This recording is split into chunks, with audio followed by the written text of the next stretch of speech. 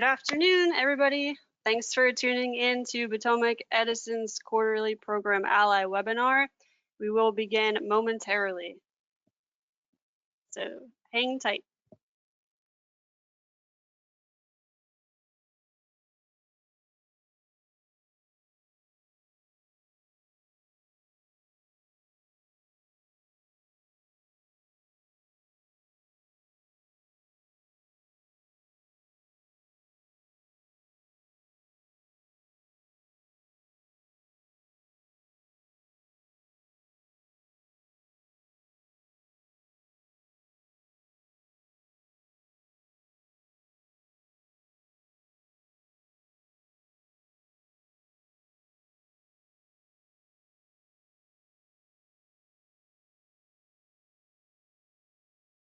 For those just logging on, we're just waiting another 30 seconds, a minute or so to see if any more folks join us today, and then we'll get started.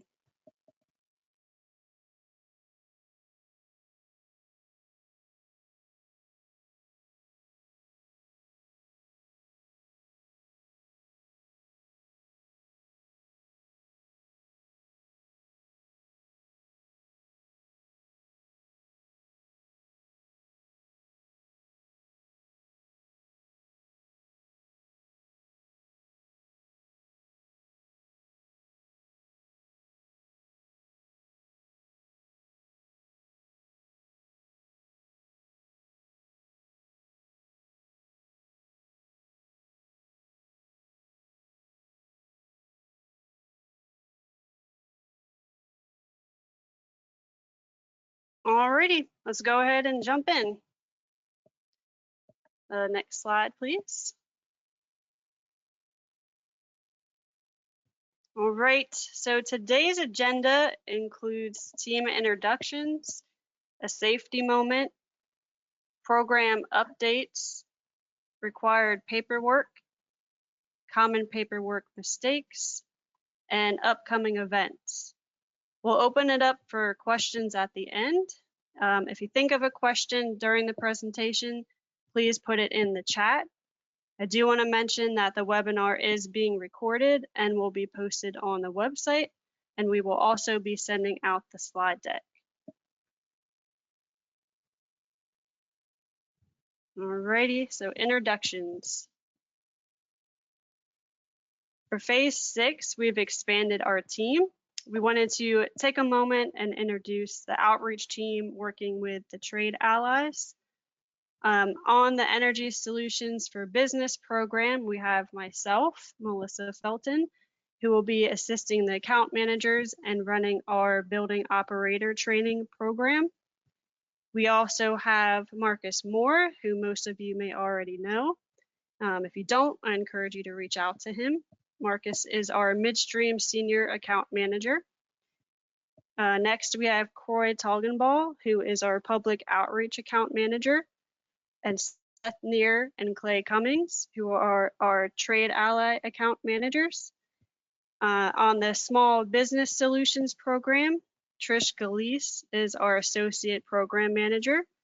Tim Seltzer and Rick Cortez are senior market outreach specialists working with trade allies.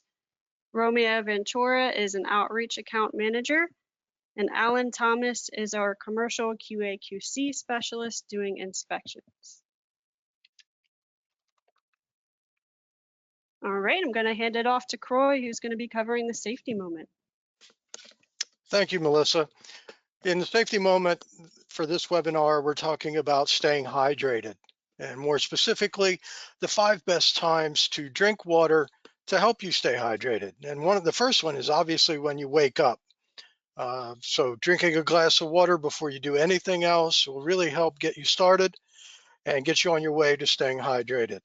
Also, drinking after a workout helps bring your body back into a normal heart rate.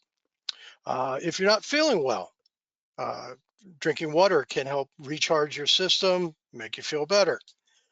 30 minutes before a meal will aid in digestion of the meal. And last but not least, before you go to bed, which will help replenish any fluids that you lost during the day and get you ready to have a good night's sleep. So that's our safety moment.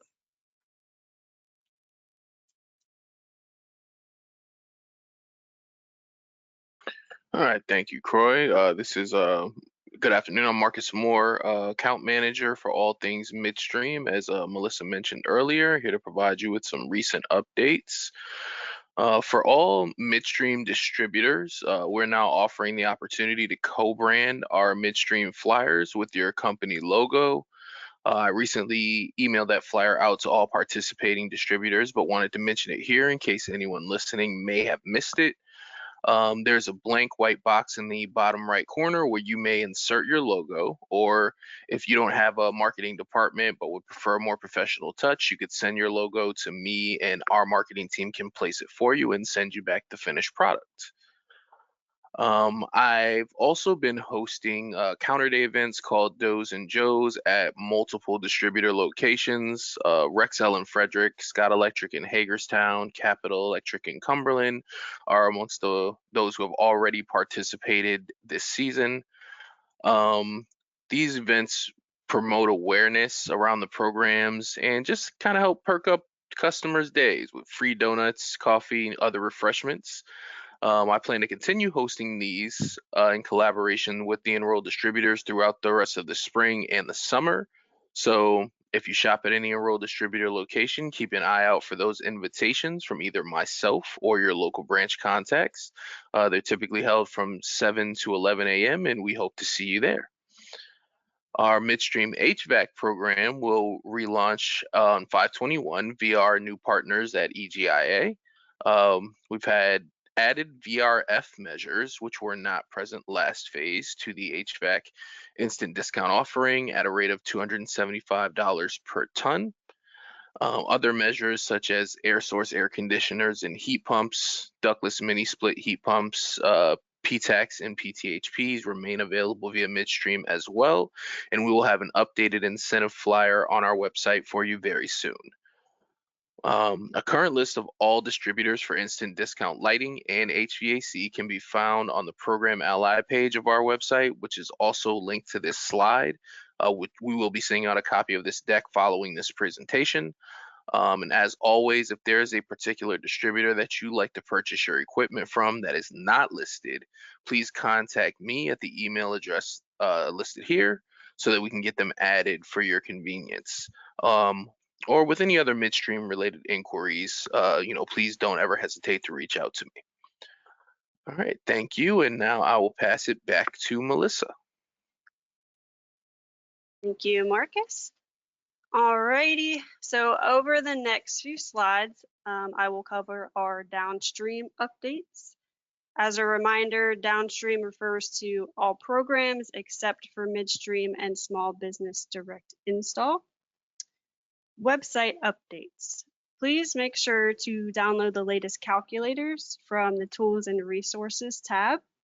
Also, check out the new tab called New Offerings. This is where you will find information on the Phase 6 programs that we've acquired.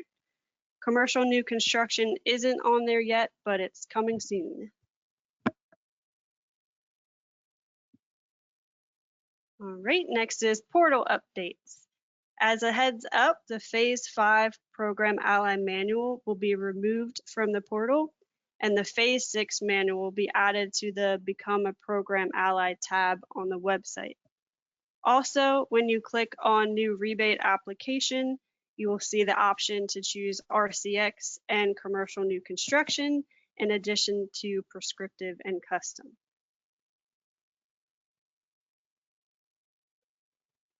Incentive updates.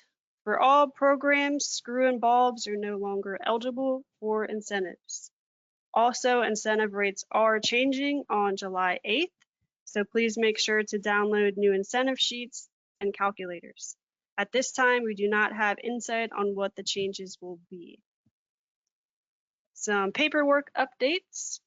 DocuSign is now an option for signatures. So if you have a customer that wants to sign a document via DocuSign, just let us know and we'll send that out.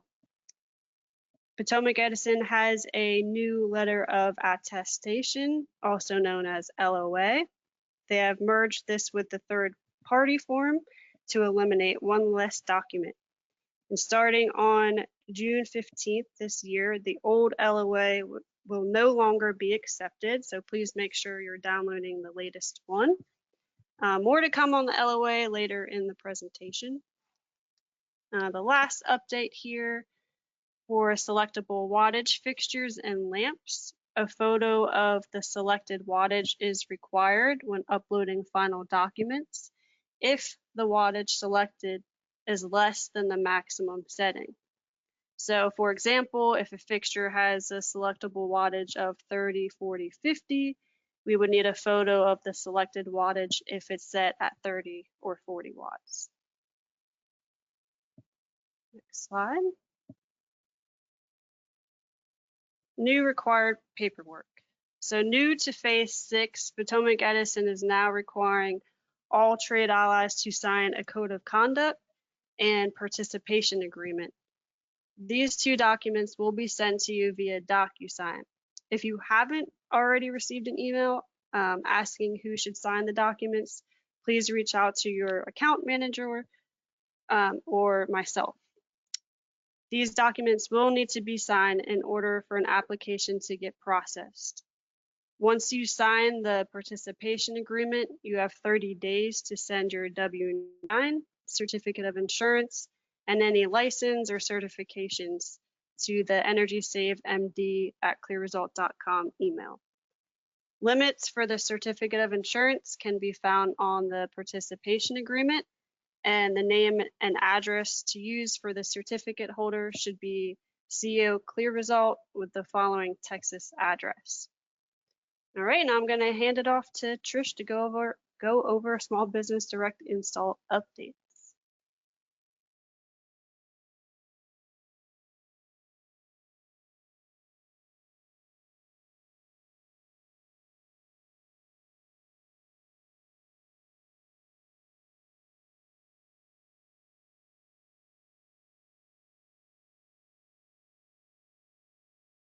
Trish, if you're talking, we can't hear you.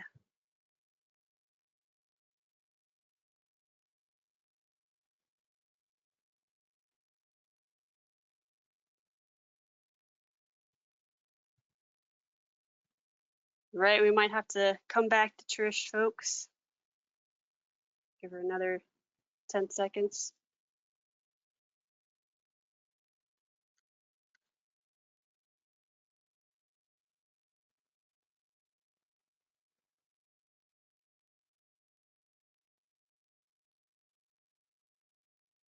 All right, I guess we're gonna have to skip over Trish for now. Hopefully, if she's having some issues, she'll be able to log back in, guys.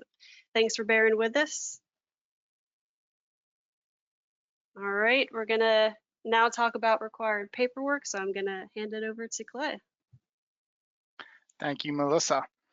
All right, some of the required paperwork for submitting an application that you are going to need, and these will be the applications for downstream only, which would not apply to any SBDI, building tune-ups, or instant discounts. You will need a the customer's Potomac Edison bill dated within the last 3 months of the enrollment application submitted date. You will also need to submit a W-9 for the entity that will receive the rebate incentive check. That W-9 needs to be signed and dated within 2 years of receiving that incentive payment. Also, you'll want to have the cost estimate. This is going to have to show the breakdown of equipment and labor costs. And with that equipment, we want to make sure that we are including any model numbers, the quantity, and the unit cost. Also, you'll have to submit any calculators. These calculators can be found on the Potomac Edison website under the Tools and Resources tab. And lastly, you want to submit any spec sheets that you may have. Now, some of these applications, they are going to require or may require geotagged photos and or in-person inspections. And for any new trade allies, we do pre and post inspections for the first 5 applications that are submitted. And with that, I will pass it off to Seth Neer. Thanks, Clay. Appreciate it. I'm Seth. I'm one of the account managers assigned to work with Trade Allies. And we're going to be going over the required paperwork for submitting payment requests. Let's see. So this is for downstream only, just like Clay said. It's not for SBDI or Billy Tune-Up. Make sure you gather the following paperwork just for when you're submitting for the payment request. The first one is going to be the incentive payment request form. And when submitting that, that's located on the last page of the offer letter. Next is the final invoice. It must show a breakout of the equipment and labor costs. These are the two key important things with the final invoice. A lot of times what we'll see is that final price, it's built in one big number. Just have to make sure that it's broken down the equipment versus the labor. The next thing for the final invoice is that the equipment must include the model number, the quantity, how many, and the unit cost, how much. Next is the letter of attestation, the LOA form.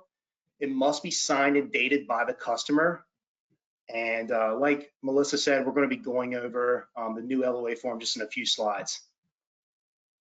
For the calculator, if the scope of the work has been revised,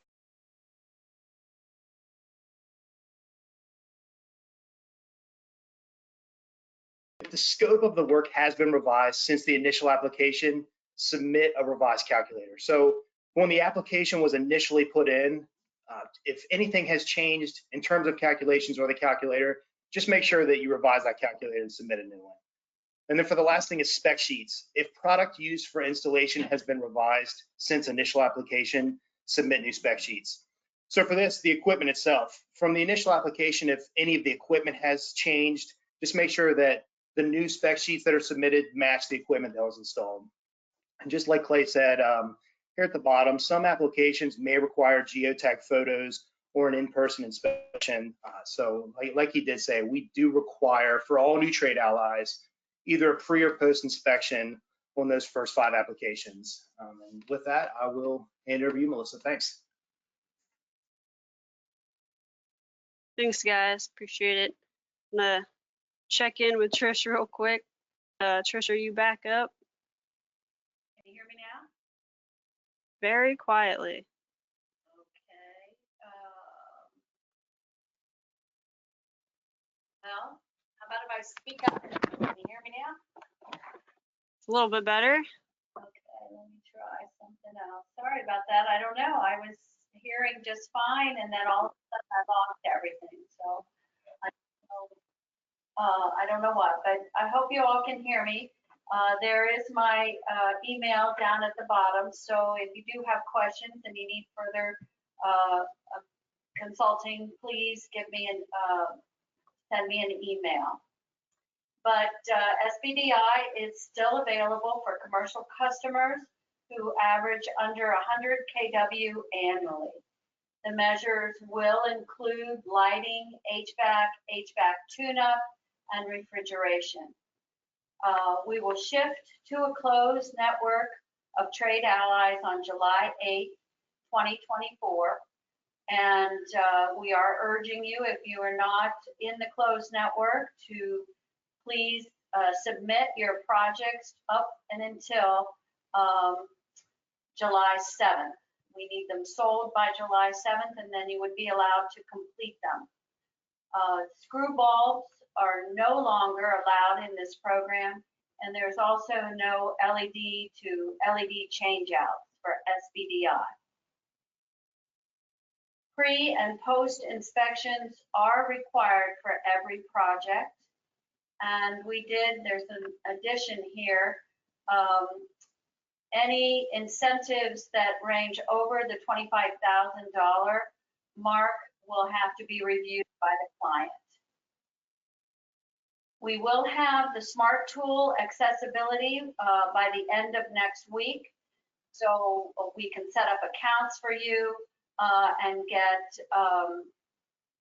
it going within the tool, get the program going within the tool. It would be nice not to have to do all the manual work that we have been doing all along. It is available manually now, though, so if you have questions about that, reach out to me again. And here at this link is our marketing flyer. You are welcome to download that and use that any way, for however you would like to get the information, share it with other customers, however you would like to use it. So thank you. Let me know if you do have any questions. Thanks, Trish. Heard you pretty loud and clear. So glad you got the mic back working. Oh, good. Oh, good. I'll go mute now so you don't hear me anymore. Appreciate it. Alrighty, so next to cover today is some common paperwork mistakes. In this section, we wanted to highlight some common paperwork mistakes that we're seeing. First one, the participation agreement. So in the business capacity section, please make sure to check off and fill in either the DUNS ID or two of the following. If you are entering professional references, please make sure to list all three. And in the insurance section, please make sure to check off yes and check off where it says contractor certificate of insurance is attached.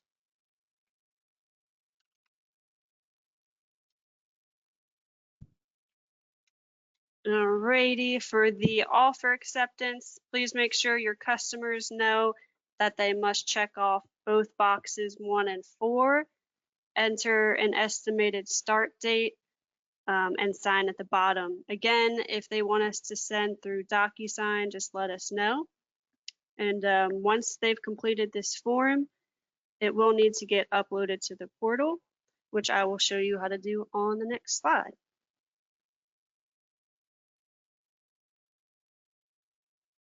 All right, so once you log into the portal, go to the Offers tab at the top. You will then find the EA, click on View Offer in the Action column. From there, you should be able to upload the document, but make sure to upload only the offer acceptance page, not the whole offer letter. We've also included a training video, shall you need further assistance.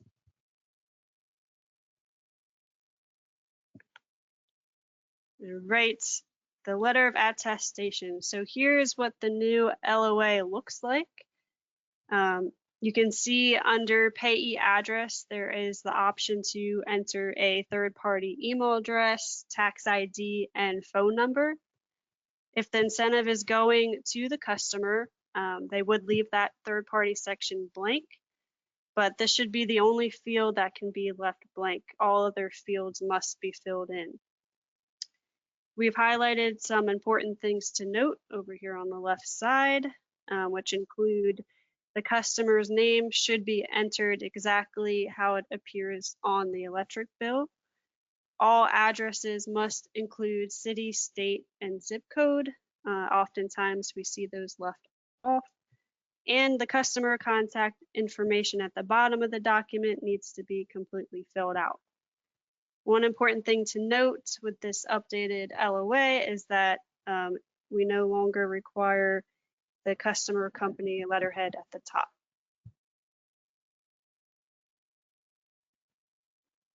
Alrighty, so payment request, when installation's done and you've gathered all the final documents, you're log back into the portal and create a payment request. To create the payment request, hit the tab at the top of the page, find the correct EA, and click the icon in the action column. At the top of the page, you'll enter in the rebate amount, which can be found on the offer letter. And then if you scroll down about halfway, you'll find the upload payment request / invoice document button. Once you click that button, you should be able to upload all the documents. And again, we've provided a training link if you need more assistance with this step.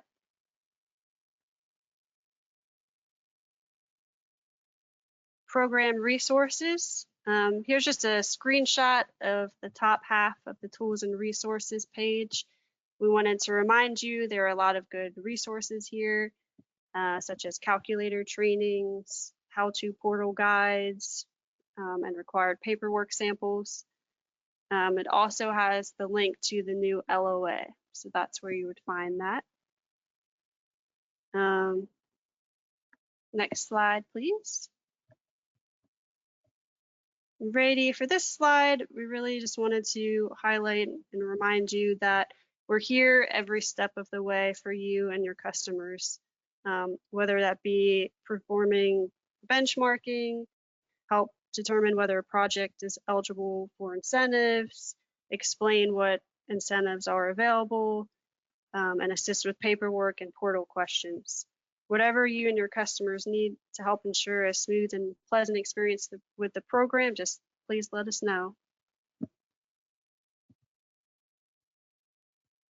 All right, next we just wanted to inform you guys of an upcoming event that we have. So we have an upcoming Program Ally Meet and Greet event on June 20th from 4 to 7 p.m. at Idiom Brewing in Frederick. If you would like to go, just please make sure to RSVP using the link below so we can get an accurate head count. All right, and now on to our Q&A. So Melissa, we do have some questions that are in the chat here. The first of which I will take. It was, how are LED to LED handled in the prescriptive program? So in the prescriptive or downstream program, they have to have at least a 10% wattage reduction, and those incentives are paid at a rate of 5 cents per kilowatt hour saved via prescriptive. You can also purchase those types of lamps via midstream. Midstream does not look at the baseline, so LED to LED is fine to go through that program. And to the point of Melissa mentioning earlier that screw-based lamps were all excluded from the program, E39 mogul-based lamps are still available through midstream or instant discounts as well. So I hope that that answers that first question. Melissa, the second question, which I will defer to you, is do we no longer need to upload the offer acceptance notice?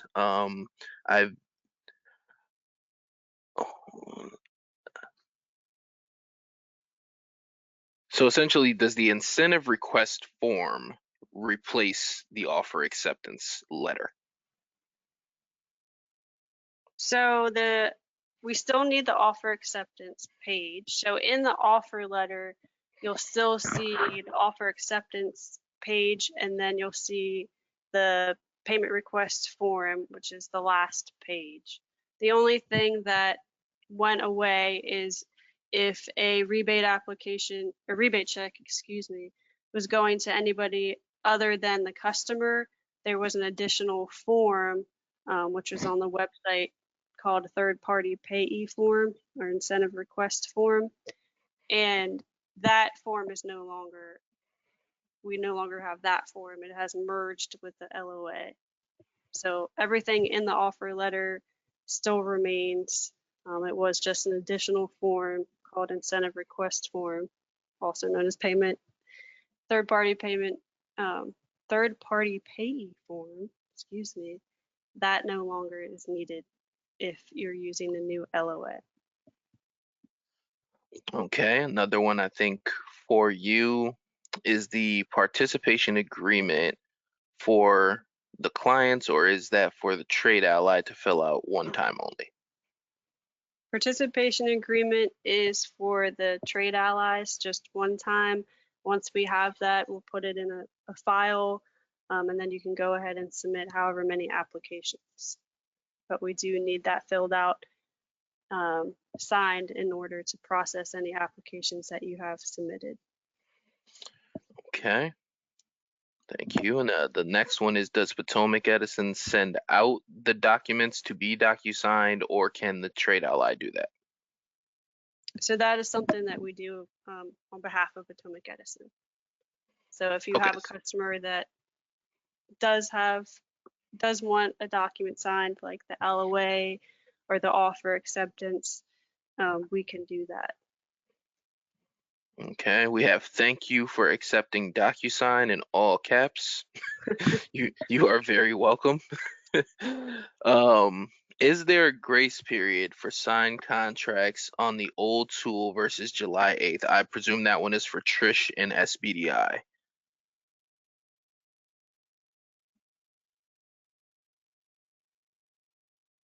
Trish, are you able to answer that, or did your mic crap out again?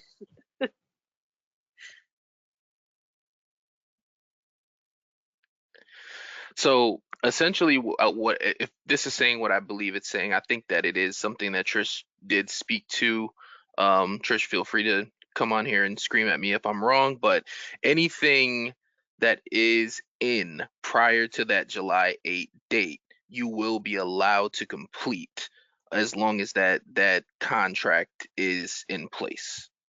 So if it's been approved prior to that date, then you should be good to go. And I hope that answers the question.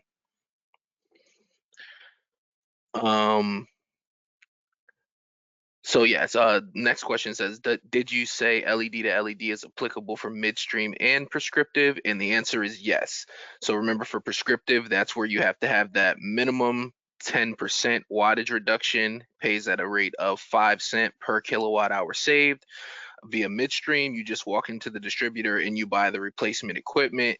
There is no no baseline recorded. So in midstream, it doesn't really matter what you are replacing. So either way is a valid avenue.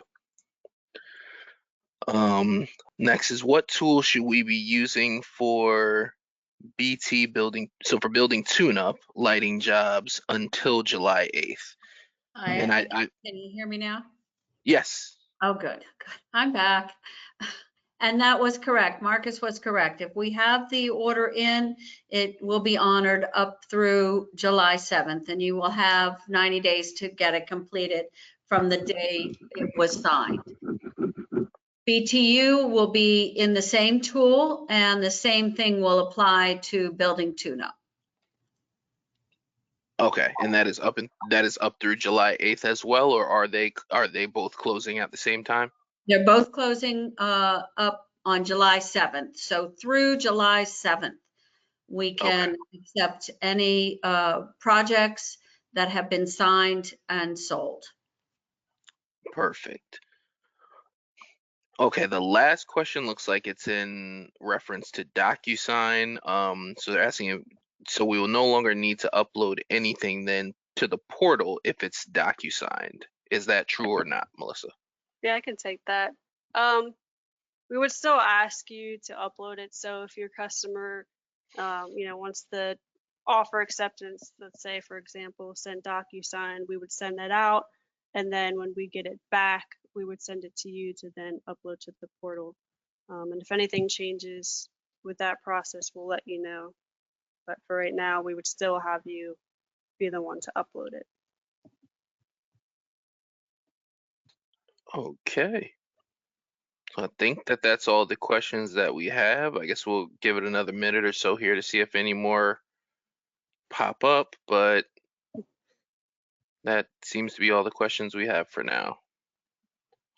Someone said they don't love that process for DocuSign, so you got to take the good with the bad, I suppose.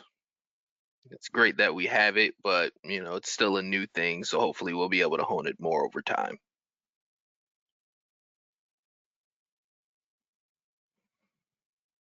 One more question? Yeah, there's another question.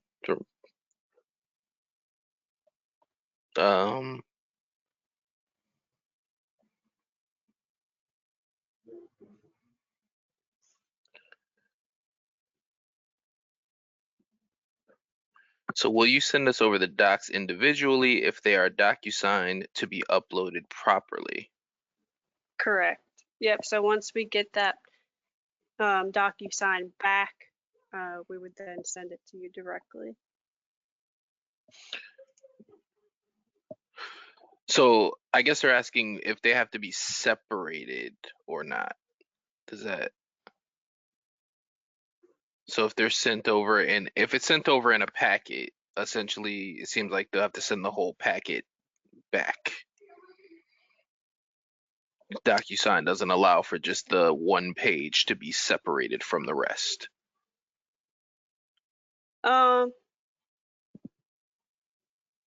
What are we talking about? The PA and the code of conduct?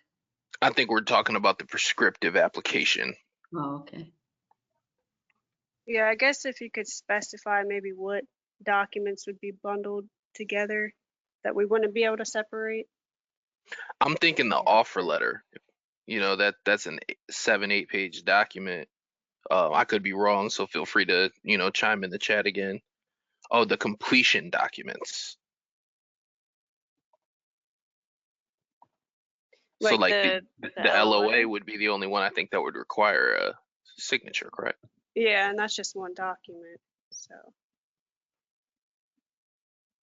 Yeah, so no, you wouldn't have to separate it from anything. You know, that's really the only single document that needs to be signed since it's been combined with the third party form. Sorry. incentive request. So we would just send out like whatever forms need to be signed, we would just send them out separately so that you can upload them separately. I see. But the incentive payment request form, the last page on the offer letter, there's no signatures for that document. And then the incentive request form, which was the third party form, is being taken away and merged with the LOA. So that's just one document there. Yep, it will be separate. Okay. All good questions. Looks like there's a couple here for you as well, Trish. So when will we be able to quote on the new tool? We're looking at by next Friday. Everything goes as planned, it will be by next Friday. And if the inspector pre-approves, can we order materials or do we need to wait for further confirmation? You need to wait for authorization to install.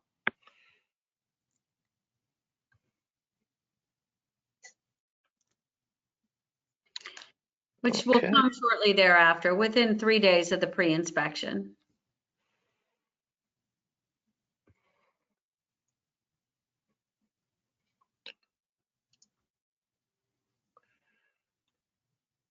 Okay, it looks like that may be all the questions that we have for now. Anything else come up, Sierra? Okay, so to confirm, no signatures needed to apply. One DocuSign signature is needed for the offer acceptance, and one DocuSign signature is needed for the LOA to close. Is that right, Melissa? Yeah, that's correct. And it doesn't have to be DocuSign. You can still take wet signatures. It's just if your customers prefer DocuSign, we can send that out if it's easier and then get them back. But yeah, running through my head, those look like the only signatures we need. Aside from what I mentioned earlier with the participation agreement, code of conduct. All right. Now that looks like all the questions. So thank you all. Great participation today. Glad that we could get some of those answered. And if you have any further questions, you know, feel free to reach out to your point of contact, or you know, myself, Melissa, Trish, we're all available to answer any more questions that you may come up with. But thank you for joining us today, and I hope you all have a great day. Thanks all. Thank you.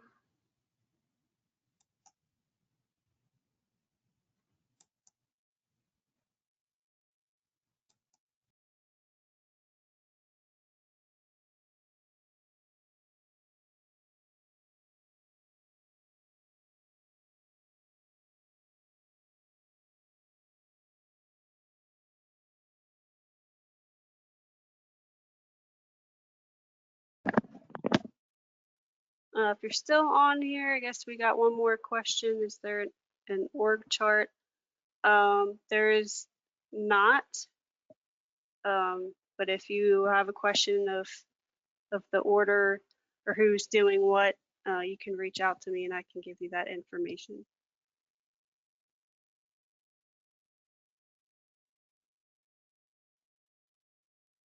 All right. I think that's it. Thanks, folks. Appreciate it. Have a good day.